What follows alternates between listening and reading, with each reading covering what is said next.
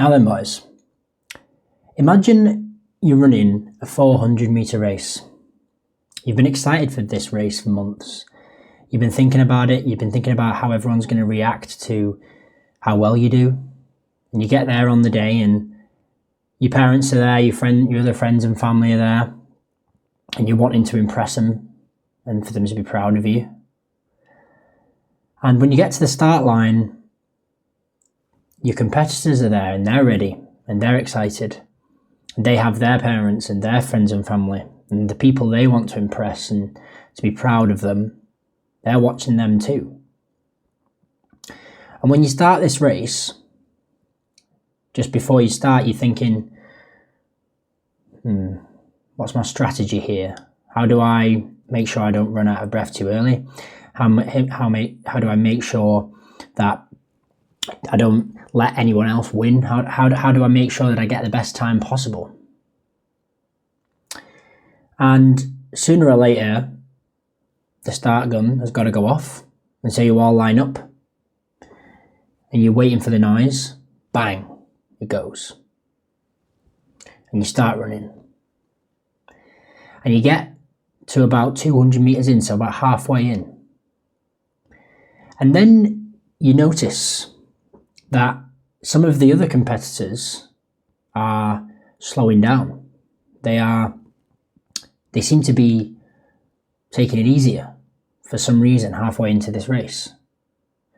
And you're not quite sure what's going on and why they're doing that. And you're thinking, what is their strategy? Is this part of their strategy? That they need to conserve energy about halfway through or something like that? Do you feel compelled to maybe follow them? Be a bit of a sheep and just sort of think, they must be doing that for a reason. So yeah, I'm gonna slow down a bit. Or do you stick to your own strategy? The question I want to ask you is, why are they doing that? And would you follow them? My race, my 400-metre race, started November the 1st. And since then, I have been doing very well in my race. Now, my race wasn't a race. It was, I needed to lose some weight. And I also needed to gain a lot of strength back after my injury. And so since November the 1st, I've been working really, really hard. And I thought that on November the 1st, it would take about 4 months to get back to where I wanted to be. That was the finish line of my race. So I look around me and the other people in my life, not just my friends, but people I know, are slowing down. They're deciding to go off the racetrack, do random things that aren't going to make them win. It's going to make them have a worse time. And the question I'm having to ask myself now is that part of their strategy? Is going having 10 pints at Christmas 4 nights a week, is that going to make them, in the long run, win the race? Let's imagine now that there are no other competitors and there's no one watching. There's nobody in the stands seeing how well I'm going to do. And there's no one to race. Do I even still care? Do I even care that no one will care about what happens in this race for me, this one-person race? I'm going to be first and last in this race. Well, yeah, I still care.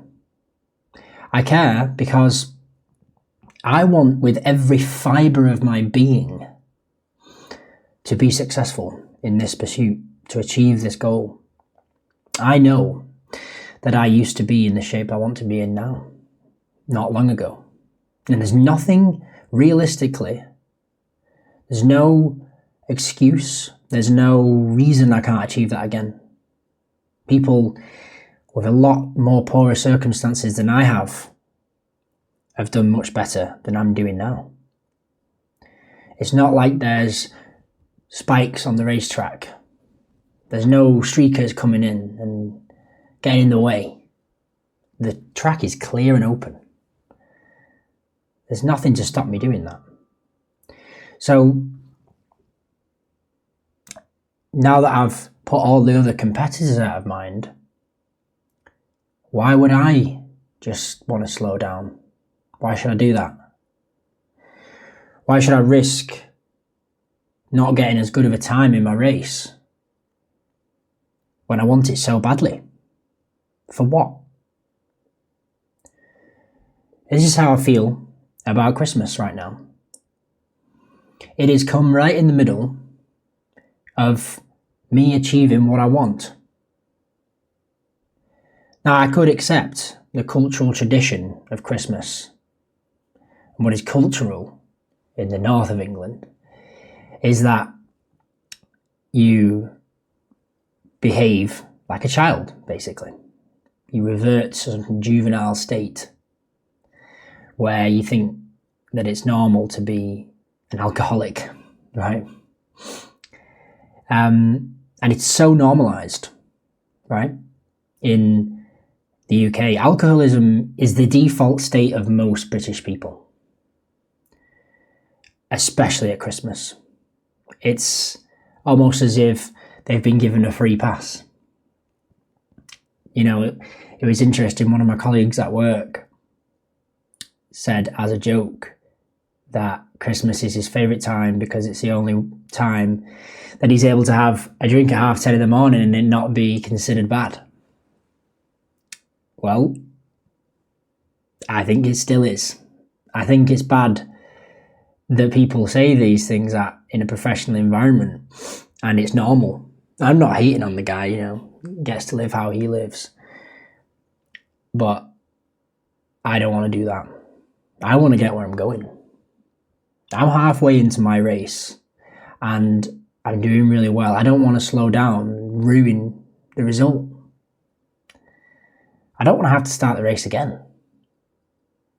I want to get there, to the finish line, quickly. Now, does this mean that, I don't do absolutely anything and that everything else is, I can't socialize and I can't do anything else. I've got to just focus on this.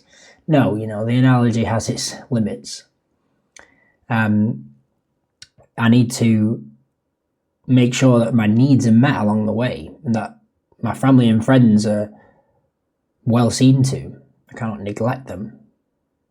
But I certainly won't be doing unnecessary things this year. When I look back on previous years, I have massively reset my progress. And I just don't want to do that this year. Maybe other people can relate to this. Well, if you can, I'm giving you permission to not do whatever it is everyone's trying to get you to do at Christmas. Who cares? There's always Christmas next year. Don't neglect your family and friends. Make sure you see them a little bit at least. But maybe try to view the opportunity in a different way. To me, the 2 weeks period during Christmas where all those competitors I was talking about in the race are slowing down, to me that's what this 2 week period is. It's everyone slowing down in the pursuit of their goals. Why not use that as an opportunity to get ahead? In fact, most people in this time are off work. They have more time than they usually have. Maybe they're not off work strictly, but it's a slower time, even if you are at work, because most people are not, right? So think about what you could achieve with that. That's what I've done. And I'm really, really glad. There's always this fear of missing out, but I never regret not going to the thing. I think I'll be regretting it. But what I realise after every event that I turn down is that the next day it's over. And I forget that I was even bothered about going. Because really I wasn't. There's something I wanted more. There's something I was desperate for. And I chose that. So that's why I'm being boring this Christmas.